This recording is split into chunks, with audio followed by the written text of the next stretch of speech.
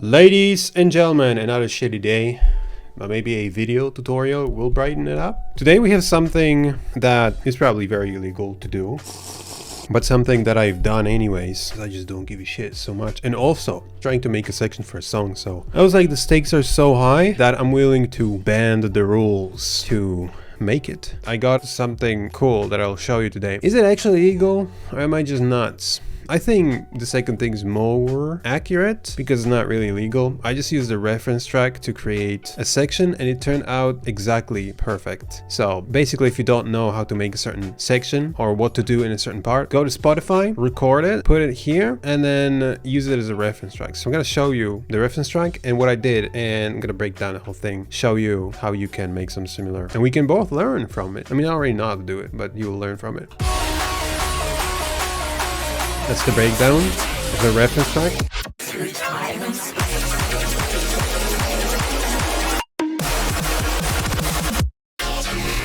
So I took that as a reference to make a section, and I did.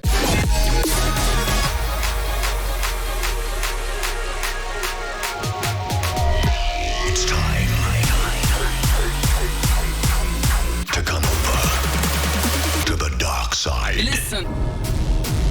You can see the similarity of the elements, and it's not exactly the same thing. The reason I said that it's kind of illegal, like cheating, is because you're kind of taking someone else's track, but it's not illegal. It's not wrong. You're simply taking something that someone else did. You're using it to learn and do the same thing, but not recreate it exactly, but just use the idea to create your own stuff. Someone invented this type of build, and by the way, it's not uncommon. It's not super unique that you're just stealing it. It's a common kind of structure. So you're just using something from another song, and that's one of the, I would say, best ways to get your track moving. If you don't know how to make section, go to Spotify. You can record a screen even, like I'm using Share X, and then drag the video here. This is actually a video, but I converted it into the wave, consolidated it, and aligned and used it. If I'm stuck on this particular section, for example, I can go into Spotify and see what song is kind of similar to what I'm looking for, you know, and I can just literally just like drop it here and then have a certain rhythm, have a certain idea. I can even chop up someone's song and have a reference thing, and I'm gonna be making this section to that particular track. So now I don't have to think about what to do. I already have what to do. All I need to do is design sounds, and then of course, you know, maybe that's gonna turn into something, some different direction or whatever, but you're just having an idea. You don't have to think about it.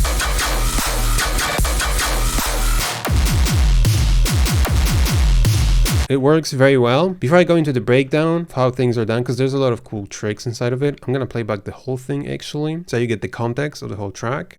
Okay, let's do this thing.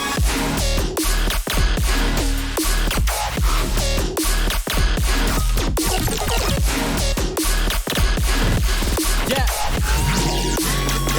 Oh, you ain't ready for this one.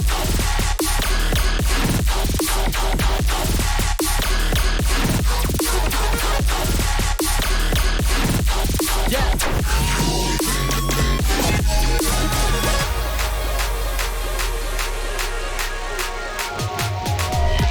It's time to come over to the dark side. Listen. It's pretty cool. It's actually very cool. I started by just like referencing this track constantly. See, it's like, it's exactly what this group does. You have a group of different sounds, and I was looking, like, I initially put effects on the main group, which is this, with the bass, but it just doesn't work. So I just grouped a few elements. Lead, another lead, some melodic thing. And then on the whole group, we've got delay and we've got pitch shifters. So the delay does this. It increases in a dry wet because, like, if I don't do that, then the volume fades out. Right, so I want to keep that volume up. That has this pitch movement going down. So just using a kilohertz pitch shifter and shifting 2 semitones down, whole thing. And it's something that you probably hear a lot in like Virtual Riot's songs. He does this a lot. The whole group now sounds like this. That's what leaks into this section. Without it, it's just not. See, like, so empty. See, like this thing, it transitions, it connects. If someone invented already something, all you gotta do is just go and copy it, and then you learn something. The next time you're gonna know exactly what to do. You will know that, oh, okay, I need to put a delay here with a pitch automation. I'm gonna maybe even make a rack so that I don't have to redo it again. And then I'm gonna put some exhausts, some impacts, some more impacts. Then there's like a clap in the background that I used to not stop, like still keep the rhythm going. Without it, it's just gonna stop too quickly. It feels like an outro. At the beginnings, in this case, I was like went and cheated. Very easy, but that's exactly the reason why I made these sounds. Put a few of those ear candies. That's exactly their purpose. It's just like put them here at the beginning so you don't have to like make complex sounds. From scratch.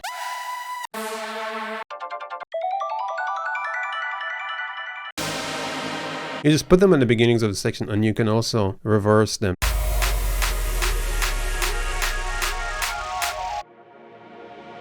Going from here to here. And we have another transition. In here, sounds exactly like Virtual Riot would do. It's this vocal. With a delay and a lot of reverb.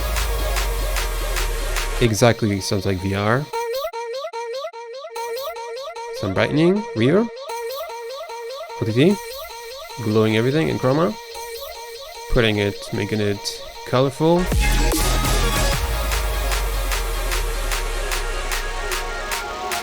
Fill before this section. That goes. If I just leave this bass here, it doesn't sound as smooth as if I just take the tail of it and fade it in before it to connect it. It transitions way better. Some laser type of deal. Another transition of the crash into this part. Fades in, fades out. It's not exactly the same thing, but it's pretty similar. And that kind of goes here. Feel? To come over to the dark side. A lot of inspiration taken from it, and a lot of structure is exactly the same with like breaks and stuff. We have the vocal. Is this? Well, it's a pitch, of course, but I just chopped it up because I just couldn't put it there. I needed more vocals, right? I mean, I need this To the dark side. at the end. Pre-kick to the kick. The kick stops everything here. It's time. There's a leakage. It's time. Because it's a build, right? It has to go up. There's delay. It's time. I'm turning this delay on here because if I don't turn it on, if it's always on, It's time. it sounds different. It's time. Now it repeats time because I'm starting it here. Time. So it repeats only time, and then pitch shifting to go up, and it goes up. How much? Plus 12. It's time. And it resets here. We don't want it here. We just want it for this part. And to layer that, we got a kick. We got a little crash here. It helps transition. We've got chime ambience. This is the main bass for this type of lasery thing. Also going up in pitch. And this is the length of the sound. So it's shorter here. Riser. I'm cutting it in a gap here. The clap. It's optional here. Then we have the bass sub going up. That's really helpful. To come over to the dark. Yeah, we have one of those. It's just a sound going up in pitch. Just transposing it inside the envelope pitch right here. It goes plus 313 here, and it goes, because there's a space here, and it starts 314 and continues to plus 5. So not an octave, but it has to end on a certain pitch. Just like the snares are ending. To the dark. This is also ending on that same pitch. It has to end it because otherwise it's not going to transition well. This is a reverb that I took from here. To the dark side. From this, went and reversed it. Added a little bit of smoothing effect. And then transitions into this. Over fills out a lot of space. To come over to the dark side. We have this. So the drum build that's here. This was kind of complex to make because you can hear it's like kind of fading in here. Type of like blah, blah, blah vibe. If I just faded these transients, probably I would achieve the same type of vibe, I guess. Yeah. And these are nothing special about that, right? The whole thing. There's a shifter going in pitch, right? And it has something like da-na-na-na. The first hit stays the same and then it starts to go up.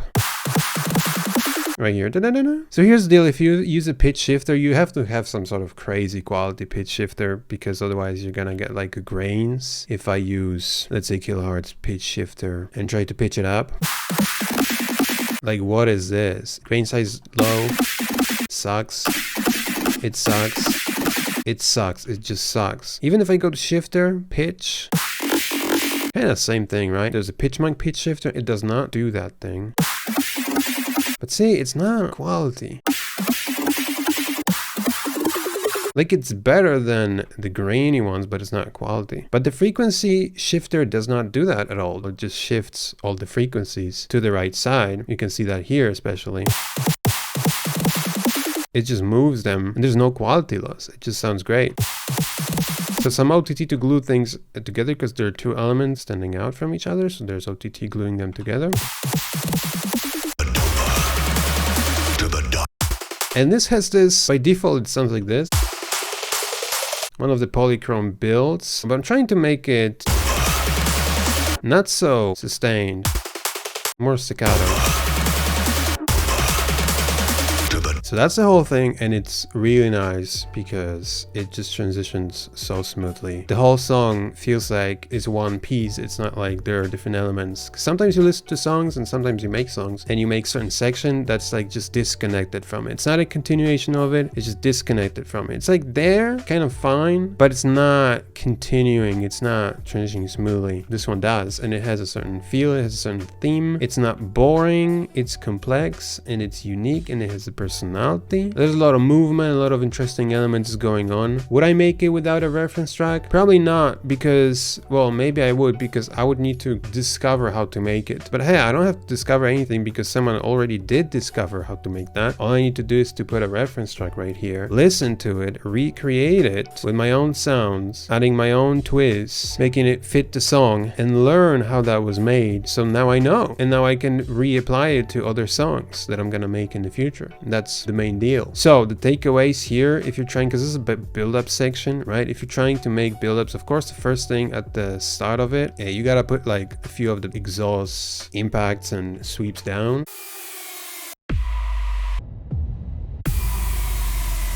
Layer to have like this one big thing that's full. Clap helps to continue the rhythm, not stop. There are different transitions before this break fill section, like this sound.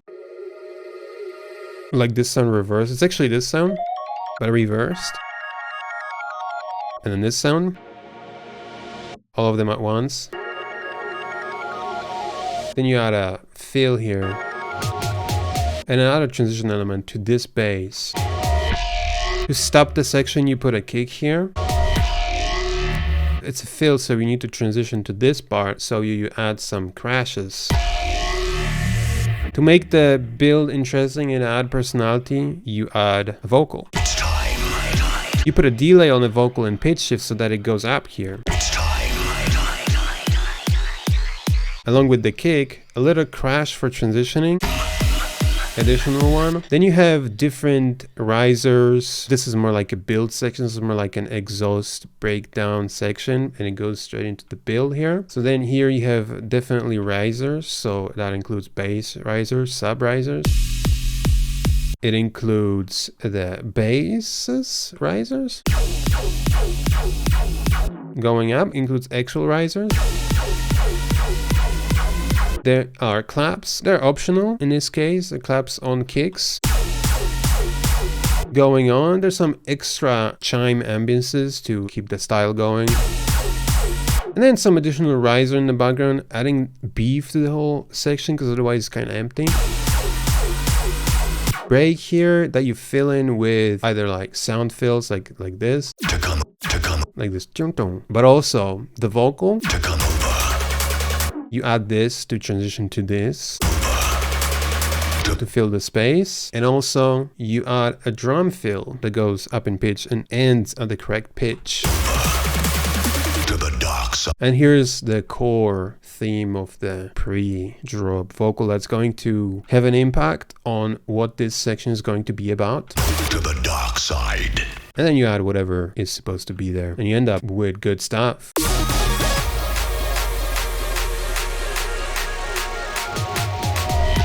It's time to come over to the dark side. Listen. So that's it, ladies and gentlemen. Thank you so much for watching. Hope this was useful. Hope you learned something. Hope you learned how to make this section. If you're stuck, do that exact thing and it will help you. Don't think about this as following some sort of rules. You're trying to make a good song. You're trying to learn something. You're trying to progress. Who the hell cares? Like, are you kidding me? If there's gonna be anybody saying to me that this is a ridiculous idea, I gotta lose my shit for real. Just make unique stuff. You know what I'm saying? If you're looking for high quality sounds, those ear candies that I showed you, check out oversampled.us. Sound design mission with so far the highest quality samples I've ever produced. Sound enhancers, enhancing your sounds, and ultimately sections. Iconic super heavy drums collection. Now in a bundle, you can get 4 packs in one. Over 2,800 drum sounds. I've got a sound to sample pack, which is my signature sound, but also signature sound is in this. This was supposed to be a sound just 2 if you are familiar with the sample pack that I did for $7, and also with the free version. It has a free download actually, 120 sounds for free, and then you can upgrade for $7 to 420 sounds.